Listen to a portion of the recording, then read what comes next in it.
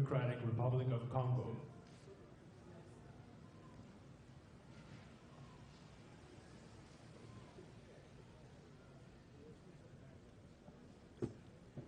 His Excellency Joseph Kabila Kabange, President of the Democratic Republic of the Congo.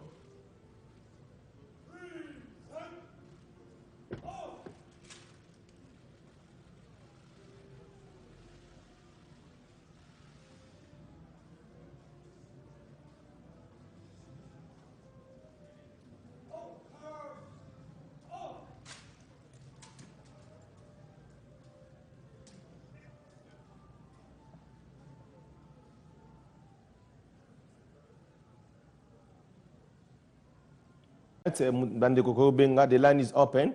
Na bandeko batini ba text message awa ezala bien question na bina tanga ka boy.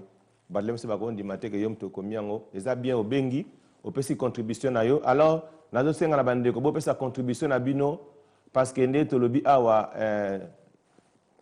ils ont besoin photo ça la dialogue na Congo. Alors ba opposant liboso ba boya ki dialogue ango. Alors seconde to zolo bawa tous les opposants baza déjà d'accord pour na kena dialogue afin que mboka na biso ekende bien ndenge tozoloba. Et puis bomoni secrétaire ya Nations Unies ayaki na Congo apesipe discours na ye. Alors opposant tout sans exception, même les G7 bango tout baza d'accord parce que mundele ya aux États-Unis à lobby bandimi siko ba kena dialogue. Alors nazo senga contribution na bino bandeko batintini ba contribuer ba text message awa. Merci na Serge Mvuza. Il a confirmé la prophétie de Simon Kimbangu, vraiment Nzambe a pambola yo. Alors bandeko bobenga comme ça tout cela, tous en a besoin que non, ndenge tous en a tolobi que non, tout le monde siko baza d'accord ya que dialogue alors que liboso bana ko boya na bango que dialogue ango bandeko mususu balinga kité mais il fallait mutu moka uta aux États-Unis aya pour aloba na bango na ebité ce que biso ba congolais pour na osana likambu. Il faut tous la kaka mutu aya ou bien mundela aya alobela biso. Alors vraiment c'est vraiment malheureux et pourtant ndenge toloba dernièrement que dialogue ezali coutume na biso ba africain tango likambo ezalaka so likambo ezali esenga to vendre autour d'une table to sololi et puis to partager to zi solution. Alors te kozonga na biso kaka na même situation ngo pour na nini mundele aye alobi alexiko yo tout le monde bandimi. Alors na ba opposition o baba na ko boya ba mimi ba tuna ba distraction makambe belé na fin tous en mois de février tozokota mars dans quelques jours bandimi dialogue. Alors na senga yes, alors ndeko bengi api comme nani? Oui, la bengi la province. Kombo papa? Comment Thomas nani na iye bakaka parce que na woni ba ma dialogue. Ba dialogue. Bandimi dialogue. Mais il on na ina e ba précise. Est-ce que le président Kabila a la candidate ou la candidate? Ah, vous avez la candidate nani? La élection présidentielle. Oh. Dans le élection présidentielle en 2016 et aux Alatés.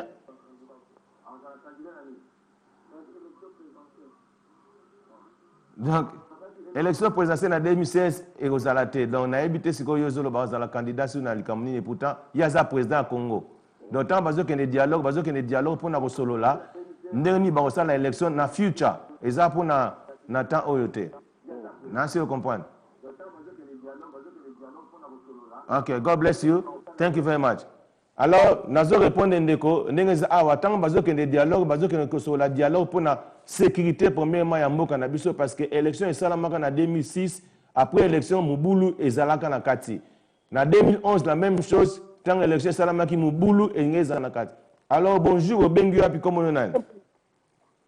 Allô? Yes, bonjour. Comment maman? Comment la ngai si obi mgongo la nga pasteur bienvenue. Yeah. Okay, boni maman.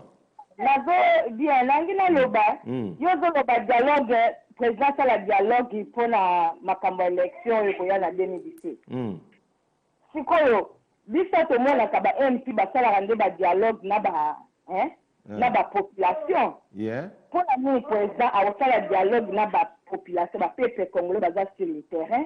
A dit les lois nous à la machine, les lois à la limité, aïe ba passe bien la Congo. Pour ba dialogue na yo wana ba mutu ba bonga. Ba na ba cité bazana bango bien baopposant na wana presque nyonso to totali bazana bango nyonso bazia bien mais bato baosufina minute bapeuple congolais cause baza kuna esasa bango nde un jour bakosouleve contre gouvernement oyo eza na minute oyo mpona nini te. Merci vraiment. Contribution na ngai yango wana eza nde kosolola dialogue esalema nde na bapeuple congolais bakobenga libanda te international oyo moto awuta soki wata ya mpona dialogue te congolais sur place le terrain bazokemba bacourant eza te baélectricité babalabala baofficier eza na banini baprofesseur premier eza mobulu asola nde na bango kuna. En tout cas, merci vraiment Nzamba Pambola. Ça, c'est vraiment une bonne idée. En tout cas, ndeko vraiment, so bozo bien na baïda boza bien. Alors, ndeko sert na biso na ebié à Bombi Kombo. Alors, vraiment que ceux qui dialoguent au sala, vraiment, il faut chef d'État sala. Thank you. Il faut chef d'État sala dialogue na peuple na yé parce que c'est le peuple mutu bazo zana na ba difficulté côté musu courant ezate, côté musu ma ezate. Il faut soit na peuple. Aso na ba parti politique parce que selon y a ba parti politique bazo distraire. Alors côté moi, on a raison, nous avons vraiment à Pambolayo. Alors, le message vraiment est passé. Donc, dans notre chef de l'État, à ça, le dialogue n'a peuple naïe. Donc, à ça, na peuple naïe, ayoka, oyo peuple naïe, à koye bisaye.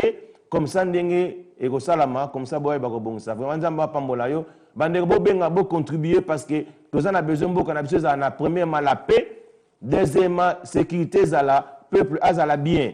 Yango, siko, likambo, au ser, na bisa lobby, ah, eza likambo, yo. Mundela outil à l'étranger aye kolobela sikoyo ba opposant wana ba bana ko boya avant bandima alors ils ont vraiment soni na batami kolo ndenge wana pona bazwa décision pona bandima ko solola likambo pona babongisa mboka il faut mutu outa libanda po ya kolobela bango alors congolais faut na mayele mboka na biso ezaka yango wana nzamba pesa biso alors nous avons besoin de développement ya mboka na biso développement ya mboka Congo et outa na biso moko ba congolais il faut changer mentalité. To banda liboso ko linga mboka na yo olingi mboka na yo olingi peuple aza na kati na mboka na yo nde tozali awa naza quand même na ba investisseur musu ba yaki kokuta nanga to bike no ba investisseur baza na besoin ba ki na Congo ba investisseur pena bana non millionnaire ba billionnaire baza na besoin ba ki ko investir na Congo nanga mu nazo banga na meme pa ya nani soki ba sali aventure soki ba melie soni ute pa nani e pa na biso ba congolais soni suse ute pa nani pa ya mukonzi mboka parce que omemi mutu na mutu amalamu te parce que bato bazo travailler na Congo ba mususu baza ba compétenté alors siko na yo mozo banga omema mutu bato na Congo o représenter pas nani alors c'est très dangereux même nous sommes en Europe on a tozo banga baza na besoin ba qu'on investir mais mutu okuta na ye o akozwa dossier na ye akofone dossier na ye ndenge ba mesana akofone ba dossier batute akoyo sabiso sonité alors j'ai appris dernièrement kendaki na mboka moko na Ghana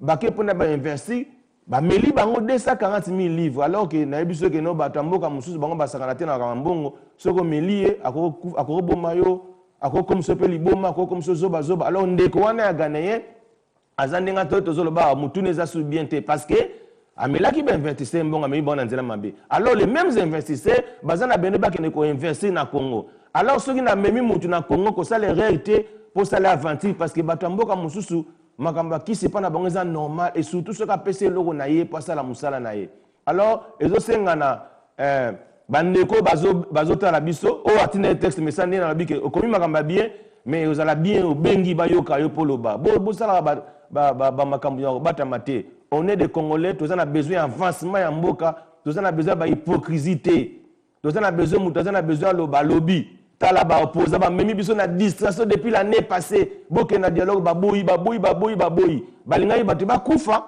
bongo sima bandima ba ke na dialogue ndenge zo sala na kati na Burundi après avoir batu ko kufa batu ba famille baby ale sikoyo communauté internationale yeli bango bazo senga sikoyo ke no ba ke ne sikoyo ko solola alors to lingi ngasa na mboka na biso te mboka na biso na besoin ya paix makile ya congolais tangate ba congolais ba kufi trop. Ndé tolobi déjà na 2016 élection présidentielle au sala maté fait Congolais choko na mutu ayeba déjà que élection présidentielle au sala na ngote que bat basala ba réunion mo na kata bandaku on va na ndaku ozi vidéo zo filmer ozo ebisa batu to sala boto non il faut que la réalité makamu ndenge zo loba ezo leka ko bangisa batute ko betaka batute ko distraire batute parce que 2016 élection présidentielle au sala maté pourquoi parce que il faut ba ça la référendum enregistré ba mineur bato bazalaki ba mineur na 2011 ba comme siko majeur il faut pas voter il faut pas côté bango na fichier électoral ezo senga siko autant yango na lisolo na senga que non selon délai constitutionnel et t'es permettre à quitter. Pourquoi t'es permettre à quitter? Parce que ba opposant bazo ko ambouyer majorité présidentielle à sala musana bango bien. Alors même ngane nazali aso bozo mbuyenga boko lembisati muto lembaka. Alors notre chef de l'État a courage, azana bolingo, azana besoin que mboka et kende bien. Alors te senga na biso bo benga bo contribuer alors ba te bandeko bele ba bengi te peut-être prochainement bo benga nazokende nazolakisa ba image parce que nazokende meeting mo bobiso ba tozana réunion na pourquoi les amis de Jeannette Kabila to kuta na lelo na Victoria tout le monde les amis